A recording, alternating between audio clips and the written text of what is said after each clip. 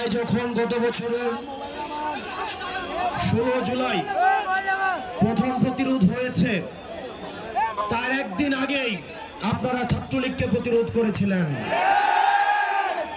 চট্টগ্রাম হচ্ছে প্রতিরোধের শহর, চট্টগ্রাম হচ্ছে লড়াইয়ের শহর, এবং আমাদের এই রাজনীতি আমরা সূচনা করেছিলাম এই চট্টগ্রাম থেকে।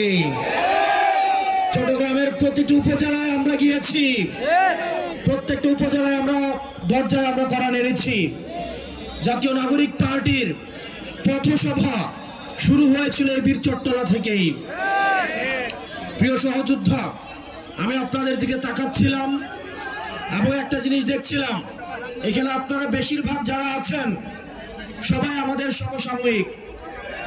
আমরা সফলভাবে আমরা স্বৈরাচারের পতন ঘটাতে পেরেছি, কিন্তু আমরা সফলভাবে রাষ্ট্র গঠন করতে পারিনি। আমাদেরকে এখন রাষ্ট্র গঠনে মনোযোগ দিতে হবে।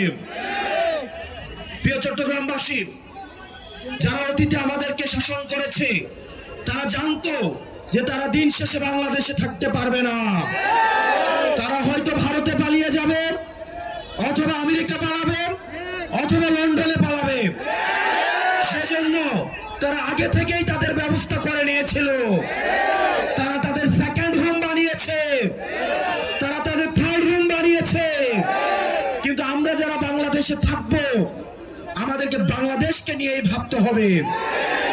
প্রিয় চট্টগ্রামের তরুণ প্রজন্ম, আমাদের অতীত প্রজন্ম আমাদের জন্য কিছু রেখে যায় নাই।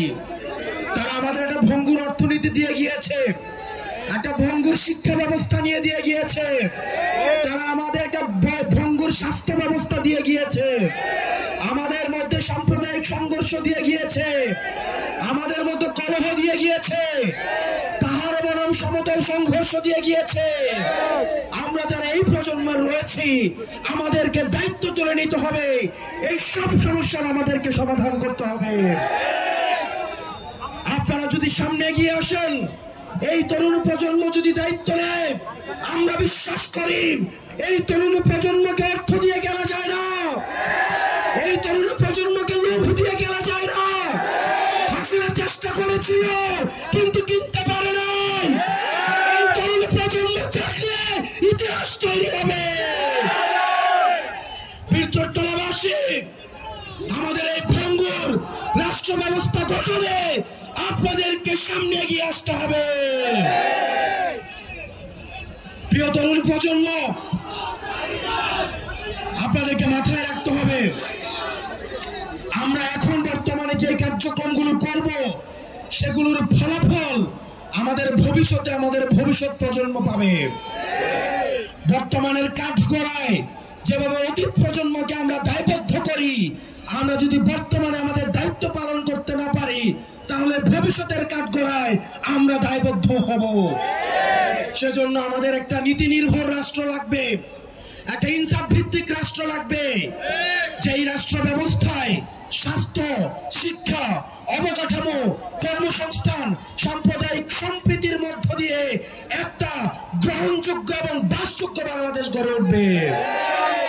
এবং সেটির জন্য আমাদের এই তরুণ প্রজন্মকে ঐক্যবদ্ধভাবে কাজ করে যেতে হবে। আমাদের মধ্যে বিভাজন করার চেষ্টা করবে, আমাদের মধ্যে বিভিন্ন রাজনৈতিক দলের মধ্যে বিভাজন করার চেষ্টা করবে। বাংলাদেশের ফ্যাসিবাদ বিরোধী প্রত্যেকটি রাজনৈতিক দলকে বলবো, আজকে দেখলাম ফেনীতে একজন বলছেন, শ্রদ্ধা জানিয়ে বলছি, বাংলাদেশ কারো বাপের না। আমরা বাংলাদেশকে কাউকে ইজারা দেই নাই। বাংলাদেশটা হচ্ছে জনতার।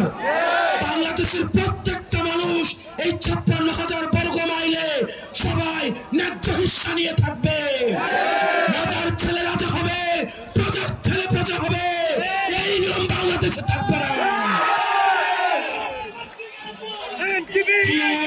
চট্টগ্রামবাসী, আমাদেরকে ঐক্যবদ্ধভাবে কাজ করতে হবে।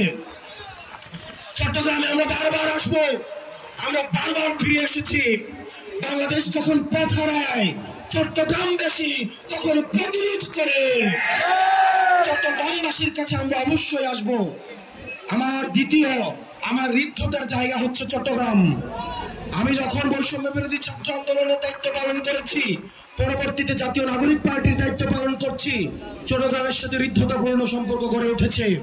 আপনাদের সবার কাছে আমার আহ্বান থাকবে, সাংগঠনিক গাঁথনি শক্ত করার জন্য আপনারা ওয়ার্ডে ওয়ার্ডে, আপনারা উপজেলায় উপজেলায় গ্রুপিং দলাদলি বাদ দিয়ে বাংলাদেশের স্বার্থে, এনসিপির স্বার্থে সবাই ঐক্যবদ্ধভাবে কাজ করুন। আমরা জানি যারা আপা বলেন যে পথটা লম্বা, অনেক চ্যালেঞ্জিং, কিন্তু আমরা যদি ঘুরে দাঁড়াই তাহলে ইতিহাস তৈরি হবে। আপনারা সবাই ভালো থাকবেন, সুস্থ থাকবেন। আমরা সবাই একসাথে বলবো ইনকিলাব ইনকিলাব ইনকিলাব ইনকিলাব। কোথায় কোথায় বাংলা ছাড়, বাংলা কি তোর বাপ দাদা? ইনকিলাব ইনকিলাব।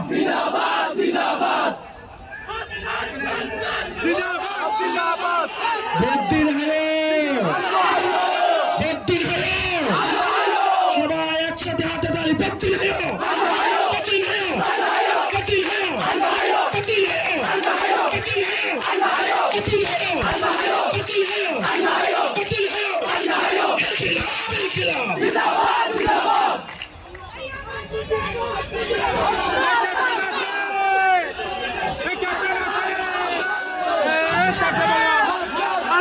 চট্টগ্রামের সংগ্রামী সহযোদ্ধারা আমাদের মাঝে উপস্থিত।